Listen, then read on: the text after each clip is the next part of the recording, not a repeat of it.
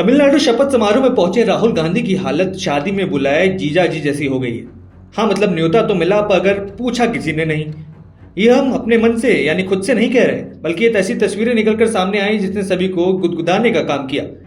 और राहुल गांधी, जिनकी चुनाव हारने में बस सेंचुरी होने ही वाली है, उससे पहले ही लोगों ने उनका सम्मान करना छोड़ दिया।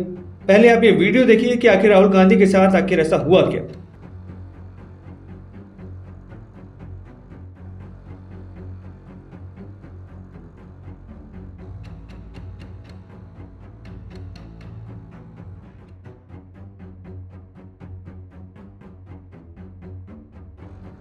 तो देखा आपने कि कैसे एक बार फिर से राहुल बाबा ने अपनी किरकिरी करवा ली। मतलब समझ नहीं आता कि राहुल गांधी अपना मजाक बनवाने खुद चले जाते हैं या राहुल गांधी जहां चले जाते हैं वहां मजाक राहुल गांधी को ढूंढ ही लेता है। खैर, कुछ भी हो, कांग्रेस समर्थक भी अब परेशान है कि जिस रफ्तार के साथ राहुल गांधी के नेतृत्व में एक के बाद एक कांग्रेस चुनाव हार रही है, तो कहीं राहुल गांधी के रिटायरमेंट के साथ साथ मोदी जी का कांग्रेस मुक्त भारत का सपना भी पूरा ना हो जाए। और अगर ऐसा हुआ तो सच में देश के 150 करोड़ लोगों के लिए दिक्कत हो जाएगी। हाँ, क्योंकि सरकार चलाने के लिए तो बीजेपी के पास 2047 तक का प्लान है, लेकिन पर विपक्ष में बैठकर गुदगुदाने का काम कौन करेगा। हालांकि एक समय विकल्प के तौर पर कई लोगों ने सुप्रिया श्रीनेत का भी नाम आगे रखा था, लेकिन फिर बात बन नहीं पाई, क्योंकि फिर सुप्रिया श्रीनेत ने ये सब करना शुरू कर दिया।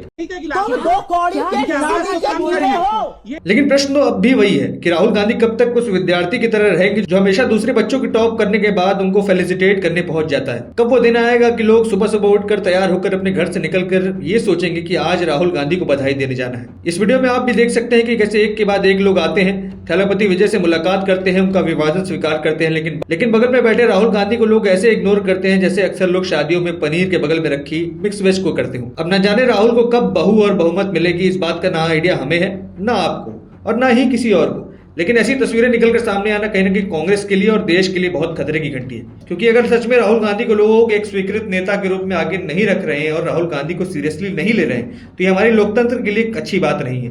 विपक्ष मजबूत होना जरूरी है ताकि हमारे अधिकारों की रक्षा हो सके। विपक्ष मजबूत होगा तो सरकार पर दबाव बना रहेगा ताकि वो कोई गलत काम ना करे।